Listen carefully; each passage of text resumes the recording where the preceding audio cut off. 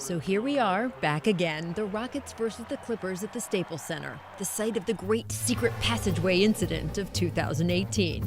You remember this, of course, when Trevor Ariza, Gerald Green, Chris Paul, and James Harden stormed down one of the arena's back hallways to burst into the Clippers' locker room and do lots of yelling and cursing at Austin Rivers and Blake Griffin.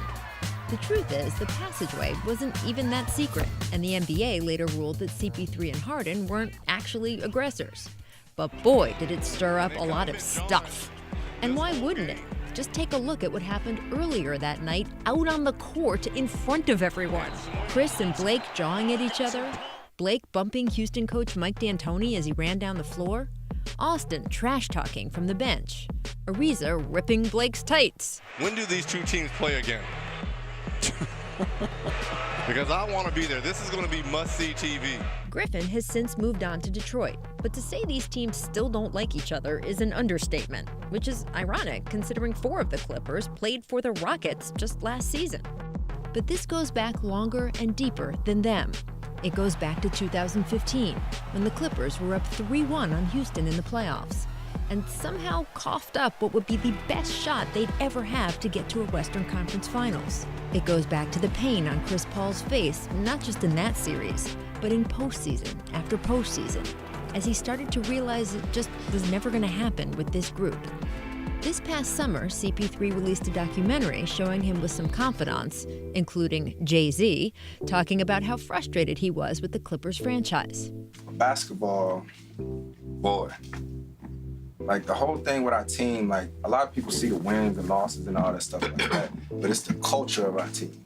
And I told CJ, I was like, man, tell them, if you ain't trying to contend with the Warriors, then what are we doing? Like, if you're not trying to contend with them, then what are you doing? Now, Chris could have just opted out of his contract with LA, but instead, he helped engineer a trade to the Rockets, which allowed Houston to acquire him without clearing cap space and helped the Clippers walk away with some assets. In Houston, he's not just playing to prove the Rockets right for betting on him. He's playing to prove the Clippers wrong for blaming him. If indeed Houston makes it past the second round this postseason, it will be an argument that it was the Clippers franchise, not CP3, that was the problem. If he helps Harden win MVP, it will be an argument that he's a good teammate, not the overbearing force he was portrayed as in his pairing with Blake. So, here we are again, these two teams, back at this arena, to take each other's measure, to prove each other's points. Maybe they better put some extra security in the hallway, just to be safe. Obviously, things are a little different tonight. Are you expecting any fireworks?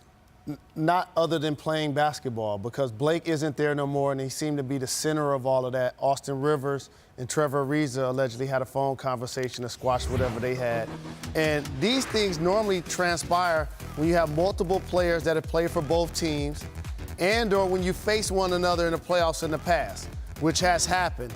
And lastly, when your best player, Chris Paul, leaves your team. That hurts. To go join that squad in the offseason, there's going to be some bad blood, but I don't think it's going to be physical. No, I just think it's going to all just boil down just these guys going to be competing at a high level. I mean, you're talking about the implications that are on the line. One team is fighting for the 8th seed, and then one team is fighting for the number 1 seed in the Western Conference. So I mean, it's going to come down to basketball. I think it loses some of its mojo because Blake Griffin is not there. I mean, obviously you have Austin Rivers, but, you know, it's different when you got the superstars, you know, going at it. You know, there's been rumors of beef between CP and Blake in the past. Now they separate and you see the arguments on the court. I don't think Austin really carries that type of weight with these guys, so they're just going to go on and play. We should have them cameras on Austin tonight, though, because although I don't think it's going to be anything crazy, they're going to come at him for sure. Maybe without a doubt. Some chirping. Oh, it's going to be some some chirping. It'll be a little trash talking. I just think the Rockets are playing at a high level. It's going to be a good win for them tonight. And there's the prediction. Says the former Clipper. Game over. We're done. We're moving on to the second game. Trash talking is something that's been around forever. One of my favorites. On ESPN.com, Tim McMahon wrote on the unwritten rules of modern-day trash talk, including not getting personal or talking when you're on the bench. Austin Rivers. Paul, you tend to be pretty good at this whole talking trash thing. What was your primary tactic? You know, I always tried to talk about the players' weaknesses. Like, you know, I couldn't really talk too much to Tracy. He had everything in the package. When a guy couldn't shoot, I would lay off of him. Look at that. Tell him to shoot. Right here, I'm telling This is Al, like, dirty. look here, man. Look here. You cannot guard me. This is one of the You might best as well right go here, sit though. down and take this, and there's nothing you can do about it. I got your back, You cheddar know, but it cheese. was probably a little more. It was probably a little more censored then. You know, I can't really say what I said then. Sure, sure. But you know, that was the trash talk era. You know, the Kevin Garnett's, myself, you know, guys like Gary Payton. You know, just that era of the late '90s and '80s and the early What's 2000s. off limits? It just Like, what- ended now. No, What are the rules? Like you gotta no keep moms? it basketball. no personal. You can't It's talk nothing- about Okay. nobody mom, nobody Like I remember kids, telling Dwight significant Howard, other. I remember Can't do telling that. Dwight Howard it looked like he had some Ronald McDonald shoes on. And he did. He had a pair of yellow and red clown shoes on at the free throw line, and got it. everybody started laughing. I got into it with a guy on the court one time, and I told him, I pointed at the bench. I say, look at your bench, look at your teammates. And he was like, what you talking about? I say, they wearing T-Max on their feet. Oh, man, you got them all I mixed say, up. I say your teammate got T-Max on, man. Oh, man.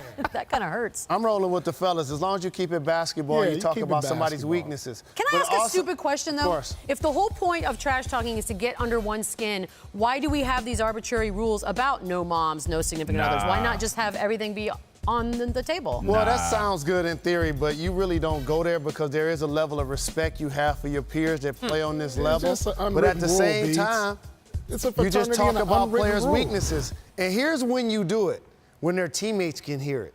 So a guy that can't shoot, you leave him open like Paul said and be like, he with us. Right. No, hey, Jay. Let me tell you the best Let thing me tell you what we used to reason. say about that, Jay. When somebody couldn't shoot and he shoots the ball, start the break, man. Start the break. Best time, let me tell you, the best time to talk trash is when you're at the free throw line. Everybody's quiet. and Yeah. You say something, the microphone's under the TV. That's a good time. That's a good time to talk. Are there any great guys doing it right now?